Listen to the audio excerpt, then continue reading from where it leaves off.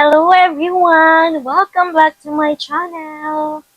For today's episode, I'm sharing you and exciting about my journey. Alam niyo naman, I'm a public school teacher. Busy sa lesson plans, the students, and something in between. Pero this time, may bagong kwento ako. I started my own ukay clothing business. Yes, teacher na, online seller pa. Paano ko ba napasok to? So, let me share my story.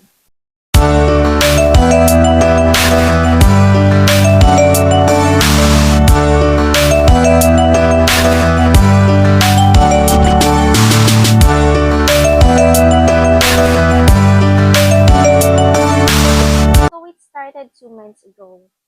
Alam naman natin na minsan mahirap talagang maging teacher, di ba? But I've been always looking for something na magkakaroon ako ng extra income for my family and of course something yun na rin na magkakaroon ako ng way to relieve my stress at ma-enjoy ko din yung pagiging teacher ko at pagiging mommy ko. And then, dahil may baby nga ako, I started selling yung mga pinaglumaan niyang damit sa Shopee. Naisip ko, why not I start my own online ukay business? And, ayun, doon na nga nag-start simula ang journey ko. I don't have physical store, kaya yung mga business ko is purely online business. So, I'm selling in Lazada, TikTok, Shopee, and even in Facebook. Dito ko ina-upload yung mga items ko, dresses, and mostly mga kids wear. Sobrang saya ko kasi there are lots of opportunities online. And the best thing pa is I can do it at home. Ang isa sa paborito kong ginagawa ay ang pagla-live selling at ang pagpo-post ng mga pictures sa Facebook. And of course, konti lang naman yung mga kailangan mong i-prepare pag magla-live selling ka. May ring light, dapat nandiyan na rin yung ballpen at tape. And of course, dapat ready na rin ang laptop at printer mo para once they check out, may i-print mo na kaagad yung label.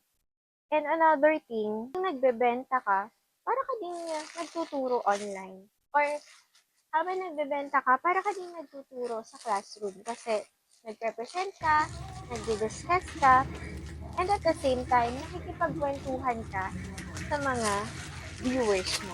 And ito na nga, ready na to. Of course, hindi ko rin makakalimutan ang pagiging teacher.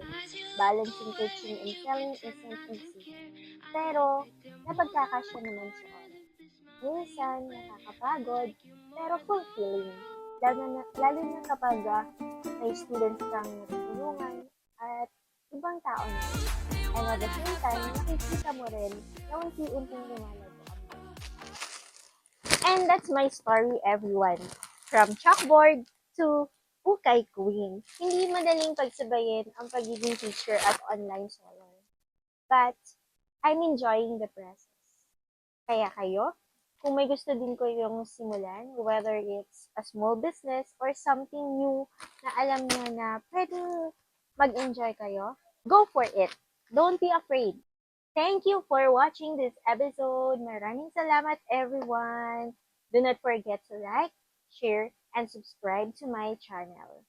At kung interesado po kayo sa aming mga items, nasa link po ang ating Shopee, Lazada, and TikTok shops, and even the Facebook page.